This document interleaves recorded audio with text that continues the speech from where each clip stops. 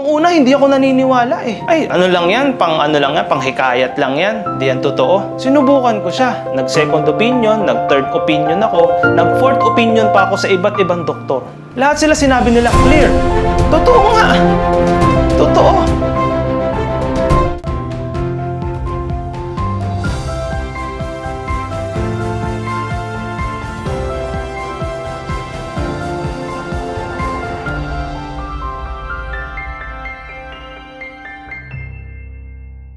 Ako nga pala si Renel Dimla, 31 years old.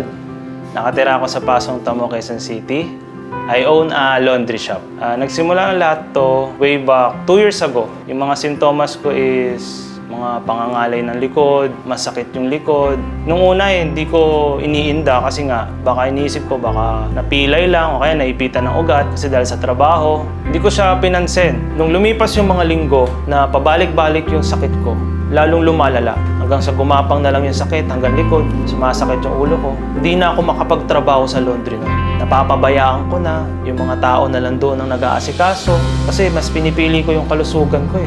Saka paranoid na rin talaga ako nun. Hanggang sa nakita ko nga yun sa social media, barley. Pero hindi ko pa kilala si Salveo nun. Nag-try ako ng barley. Sabi maganda daw yun sa mga muscle, mga ganun-ganun. Nakita ko siya. Di, nag-take ako, nag-try ako. Within a week, nakakaramdam ako ng mga side effect. Ayun, sabi ko, ay, hindi maganda to. Hindi maganda sa akin to. Nagtatae ako, sumasakit yung tiyan ko, sumasakit yung ulo ko. Tinigil ko yung barley. Then, lumipas ang buwan ulit, lumalala yung sakit ko.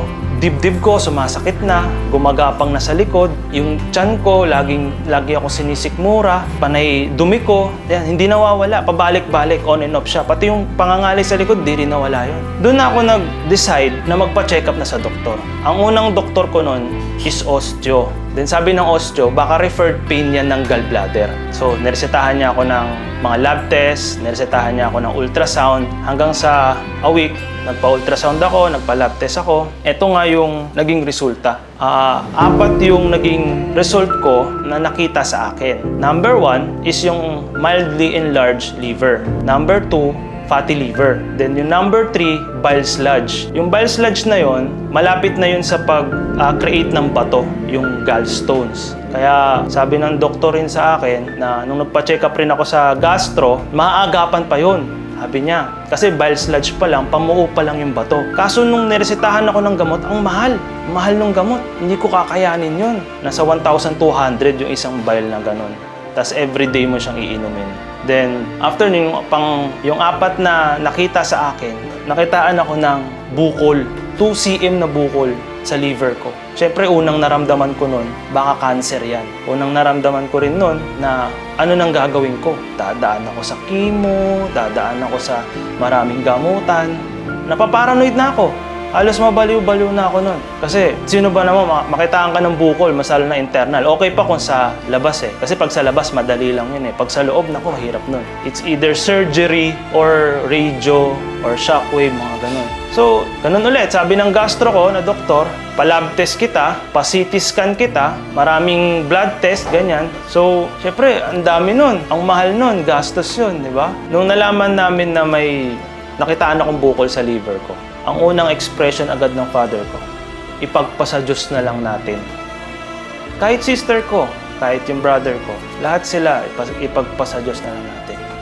Siyempre ako, bilang tao na nakakaramdam, and may history kami ng cancer, diba? Sino bang hindi mapaparanoid? Then nag-i-scroll ako ngayon sa social media. Nakita ko nga tong testimony ng under ng Salveo barley. Sabi ko ba, parehong-pareho kami ng simptomas ah. Hindi naman siguro masamang subukan ko rin ulit. Mag-barley ulit ako. Nag-order ako ng Salveo barley, then tinake ko siya for almost 2 months. Every day yon, umaga, gabi, 2 cups sa umaga, 2 cups sa gabi, walang tigil yon.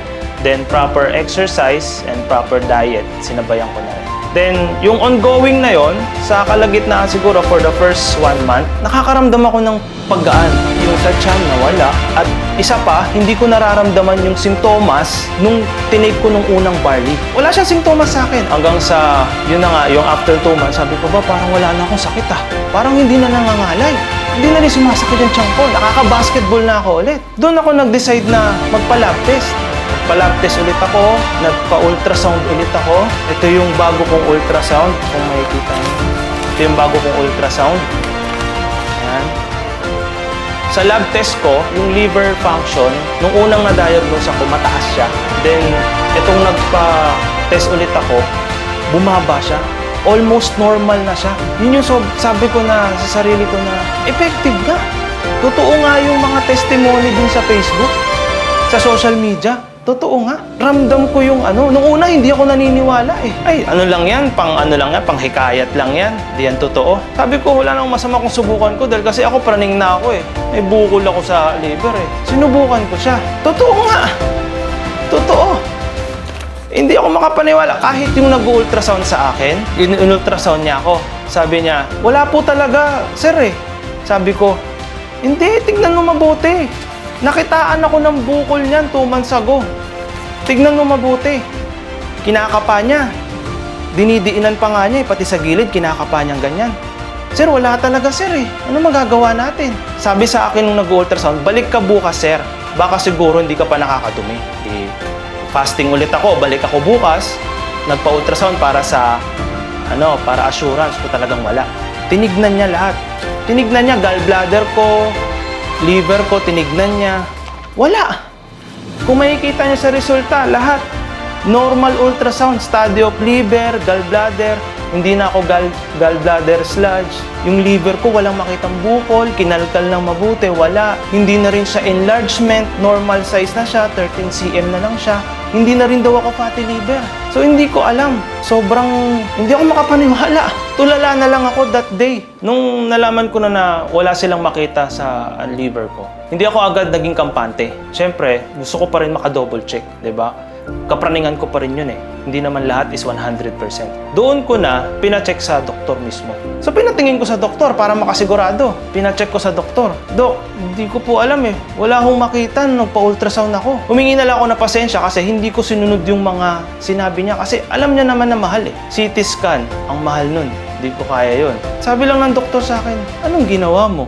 Salveo barley. Lang ako dok. After 2 months kung pagtitake ng barley, nag-try ako magpa-ultrasound kasi kinakabahan ako. It's either lumalaki yung bukol or hindi siya lumalaki. It's either malignant or benign. Dok, walang makita.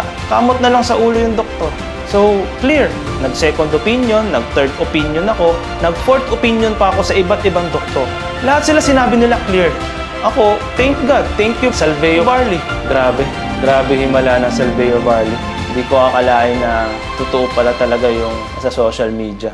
Ang masasabi ko lang sa Salveo barley, binago niya yung buhay ko, binigyan niya ako ng pag-asa. Yun yung pinakamagandang word, binigyan niya ako ng pag-asa. Yung mga bagay na hindi ko akalain nangyari sa akin. Himala kasi yung bukol na wala eh. Hindi ko akalain na magagawa ng barley.